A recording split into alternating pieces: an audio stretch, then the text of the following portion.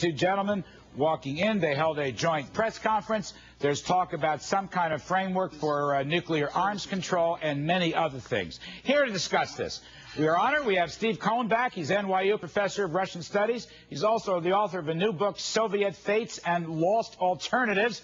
And our great friend Frank Gaffney, former Assistant Secretary of Defense under President Reagan, now president at the Center for Security Policy. All right, Steve Cohen, thank you for coming back on. And I'm just concerned that the United States is going to make too many concessions to a country, Russia, that is just not even near our equal, Steve. There's about 500 people in Moscow that are telling Medvedev and Putin, don't make any concessions to the United States. Right. Do not appease them, because Gorbachev, Yeltsin, and the early Putin appeased the United States. The United States took. They never gave anything, so don't do it again. So you got a lot of partners in Moscow.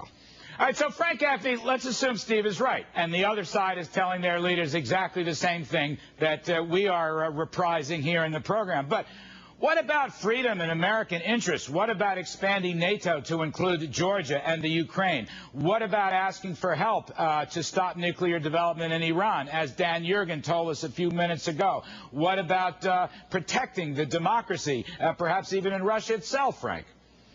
Well, look, just because there are chauvinistic Russians who are playing to the aspiration of not only Putin but many other Russians to reestablish something akin to Great Russia doesn't alter the underlying reality that you spoke to. They are not Great Russia. They are not going to be Great Russia. They are not our peer in any sense of the word, other than the fact that for the moment they still have a large arsenal of nuclear weapons that they are in the process of having to dismantle, eliminate. They're modernizing some of them, but they're also unable to afford all of them. And it is the throwback to the old Cold War model that I find most troubling about this, Larry, that it's comfortable, as Steve and others like him have, a well-honed track there, but the reality is the world is not what it was 25 years ago, when Barack Obama was saying, hey, we've got to rid the planet of nuclear weapons, and the way to do it is by doing deals with the Russians, or at the time the Soviets. It does bother me. I mean, look, Russia has rolled back a lot of the freedoms, especially freedom of the press, but that ain't all. In business, they've rolled back the rule of law. They throw CEOs and oligarchs into jail. Why do we ever believe them, Steve Cohen? Well, the Europeans don't share your view. I mean, much of the trade and the investment available in Russia has gone to the Europeans because the Russians don't trust the Americans. Why do you think Russia pulled its application from the World Trade Organization? Because I thought one of the key things to go to the other side of the world, China is in the WTO. Right. And they ain't perfect, and I don't want to defend their transgressions, but at least they're part of the process. Russia doesn't even want to be part of the trade process. Why is that, Steve? Well, because they're following Rooseveltian recovery policies from the economic crisis. They need to protect their industries. Their poultry industry, their automobile industries, their pharmaceutical industries have virtually been wiped out by free trade. The other reason is they want to establish separate bilateral economic relations with the former Soviet republics, which would be prohibited under the conditions of the WTO.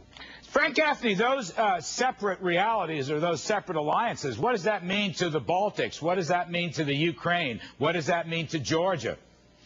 Well, Larry, I was only able to hear part of the previous segment, but I think one of the things that's unmistakable is the Europeans have made themselves dependent on Russia for energy.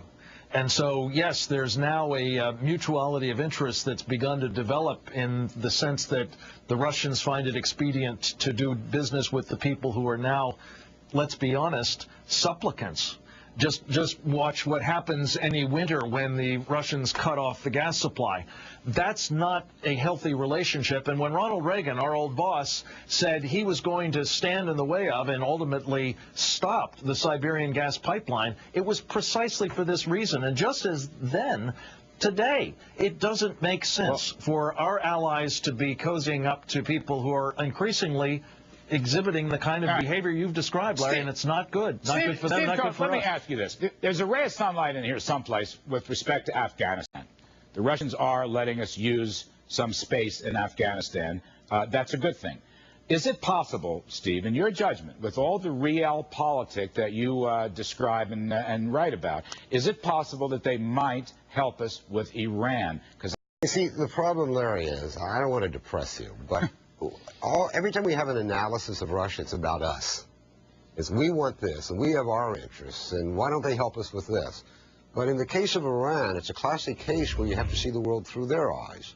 Iran is a neighboring country.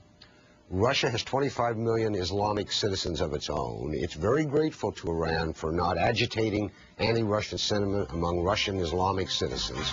They have a lot of vested interests. They do not want an atomic nuclear Iran. But they've got other concerns in that area, and it's going to take a lot of understanding and bargaining to get them to do more than they've done now. That's a long answer, but it's a true answer. No, that's fair enough. And they are arming them Frank and Gaffney, enabling this nuclear program. I want to give you not good news. All right, Frank, I want to give you the last word. Are you concerned that President Obama will go too far, lean backwards too much with the Russian relationship? I mean, you are critical of President George W. Bush as well on this. Do you put Obama in the same camp? This is not a partisan critique. I think President Obama has gone too far already, and we haven't even seen what he's willing to do to constrict our missile defenses, which is absolutely insane in a world where more ballistic missiles are proliferating by the day, some of them with help from the Russians. All right, gentlemen, I'm out of time. Thank you very much. I appreciate it. Steve Cohen, thank you for coming on. Good luck on the new book. Frank Gaffney, as always. Coming up.